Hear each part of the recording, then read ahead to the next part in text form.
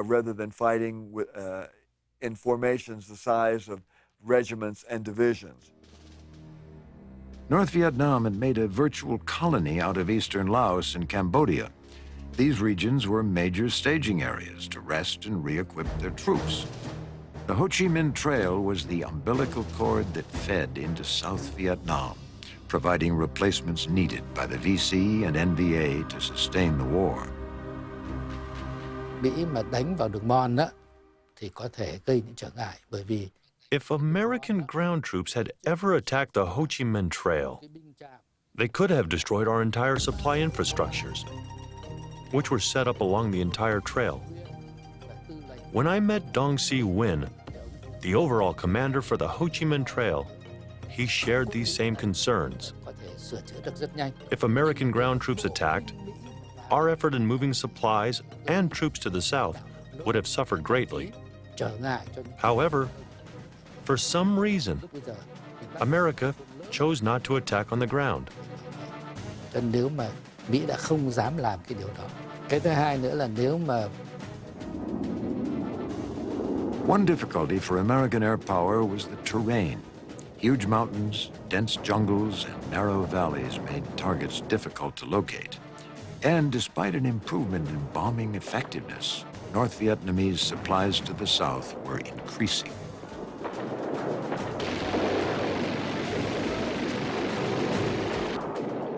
It was very well camouflaged. In some places, it was no bigger than a bicycle could be pushed through, and they could put 400 to 500 pounds on a bicycle, and one man could push it, one woman could push it.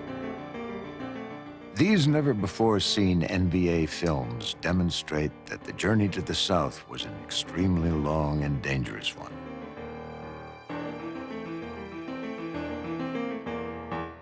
Despite their success in keeping reinforcements moving south, the NVA endured harsh conditions.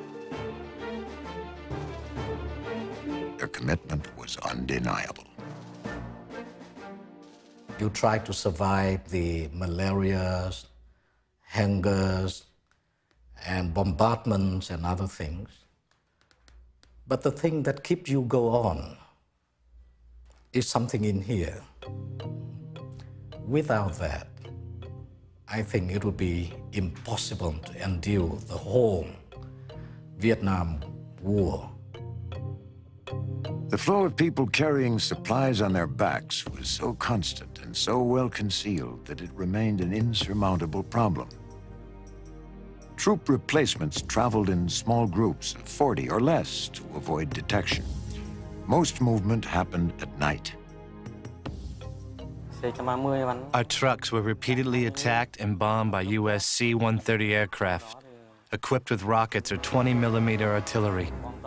No matter how many times we were attacked, we didn't let the enemy keep us from reaching our destination, even if some of us were killed. Circling the skies above Laos and Cambodia, reconnaissance aircraft scanned the ground using high-resolution photographs and radar for evidence of enemy movement. I remember, many times, the US B-52s chased us and bombed us. They also tried to attack our stored-up equipment and supplies. B-52s chased us everywhere we went. Every time the convoy went out, the US airplanes followed us. The B-52s were used extensively throughout the war to carpet bomb the Ho Chi Minh Trail over widespread areas. The B-52 was one of the weapons the NVA and VC feared most. I don't think people can use words to describe the B-52 raid. It's the most horrible thing in the world. With a B-52, you never know when it would come. Sometimes it's during the night and you just bang. And smoke and fires and, dust and everything. And then you just won't see anything.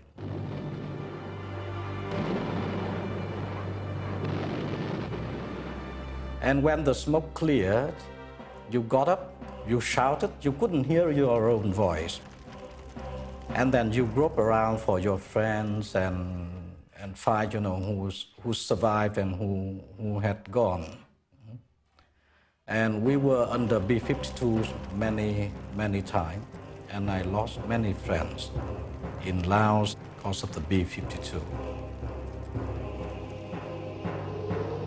In addition to reconnaissance, planes dropped special sensors along suspected infiltration routes. These devices transmitted their data to airborne relay teams flying in the area.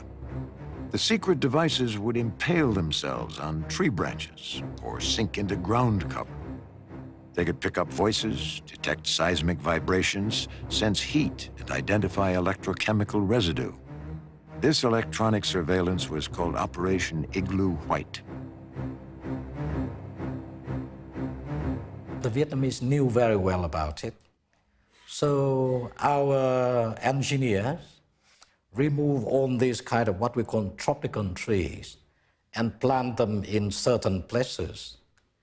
And they ignite the battery every night, And they hang trees and, so that they bang in the winds. And I guess the Americans lost hundreds of thousands of tons of bombs, in the place where they shouldn't be. Although the trail was vital for bringing troop reinforcements and weapons to the south, the NVA and VC enjoyed more popular support in the southern countryside than many Americans suspected. The Ho Chi Minh Trail is now estimated to have provided only 10% or less of the supplies needed by the communist forces in the south. They didn't need a lot to come down the trail. They needed the men, and they needed the sophisticated technology that the Russians and the Chinese were supplying. That they couldn't get in South Vietnam. They could get the rest. While American bombing definitely disrupted the flow of supplies down the Ho Chi Minh Trail, the NVA increased its efforts to maintain the net flow of material to South Vietnam. Air power alone could not stop the communists from reinforcing the South.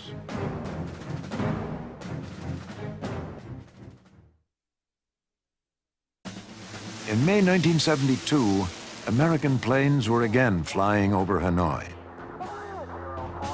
The U.S. military was hoping its success in aerial dogfights with MiGs would vastly improve from 4 years earlier when the Phantom had struggled against a smaller but well-trained North Vietnamese Air Force. I know that the American aircraft were very strong and that their technology was very advanced. But we still learned to cope with it, and we figured out a better way to fight them. As early as 1968, the North Vietnamese Air Force had become a serious threat. The U.S. Air Force, for whatever reason, never changed its fighter training. But the Navy was concerned. The threat of the rising air-to-air MiG capability exposed the U.S. fleet to a possible air attack. We all thought in the 50s that the day of the manned gun fighter was over, that there would be long-range missile engagements, there wouldn't be fighter aircraft involved in combats. The Vietnamese didn't have the luxury of that technology. They had to have aircraft with limited air-to-air missiles, but they relied upon cannon armament. That was anyway the Russian and Chinese philosophy. Something had to be done. The solution was the creation of Top Gun, a highly classified Navy fighter weapons school which continues in operation today. Top Gun had one sole purpose: to give Navy F-4 pilots advanced training on how to fight and destroy Soviet-made aircraft. And the idea behind Top Gun is that you would take pilots, such as F-8 pilots and A-4 pilots, and you'd have them fly these more maneuverable aircraft against the F-4s. And you would teach the F-4 pilots how to dogfight. And it worked. On the 10th of May, 1972, naval aviators Randy Cunningham and Willie Driscoll proved the value of Top Gun. Their battlefield this day was 20,000 feet over Hanoi, and MiGs were out in force, outnumbering the Phantoms almost 3 to 1. Cunningham and Driscoll found themselves in the largest air-to-air battle of the war. As I reversed like this, a MiG-17 tracers were coming by my cockpit. And when they hit and broke into him, he overshot. His wingman went pure vertical like this. And the exact thought that went through my mind, his nose is high, he can't get to me before I get to him. So I just rolled underneath like this as he's overshooting, reverse, squeeze the trigger, he blew up that quick. In a matter of seconds, Cunningham and Driscoll had scored their first MiG kill of the day and their third of the war. In the next 15 minutes, they would live a lifetime. We ended up in combat spread again. We had all kinds of gas, all kinds of weapons. We did a cross turn, went back up in the vertical, and looked back behind us toward the target. There were 8 MiG-17s in the defensive wheel. Commander Dwight Tim had a MiG-17 here, he had a MiG-21 here, and a MiG-17 here. Well, as I came through that circle trying to knock the MiGs off of his tail, the other MiGs came around behind me, so I had 4 MiG-17s behind me. So I finally got the XO to reverse. The MiG turned after him. If you look like this, as he goes underneath like this, the MiG reverses his tail, and I'm right here. I blew up this MiG. With 2 MiGs shot down in less than 15 minutes, Cunningham and Driscoll turned back toward their aircraft carrier and safety. They now had 4 MiG kills to their credit, more than any other Navy crew. We decided just to get out of Dodge at that time, hauling toward the Gulf of Tonkin. You can see the water up ahead of us heading east, and that's where I saw a single MiG coming at me. My exact comment to Willie, "Watch this, Willie, I'm going to scare the blank out of this Gomer." Pressed him right down a snot locker like this, and all of a sudden his wing roots lit up. And it surprised me. So I went pure vertical, totally expecting the Gomer, the MiG, to keep running. And as I came back over the side like this and looked in the vertical over my ejection seat, straining to look behind me, I looked up and I saw a little set of Gomer goggles, little Gomer scarf, and we were going canopy to canopy. Willie came up one time and says, "Duke, maybe we better let this guy go." And I said, "Willie, no." And I remember the anger. I remember just gritting my teeth and going, and thinking, pulling, and I would have rammed him if I had to. Your emotions go from fear when a guy is shooting at you to fangs out anger where you will kill anything that moves. The American pilots were in a fight to the death with an enemy as skilled as they were. Later, the North Vietnamese pilots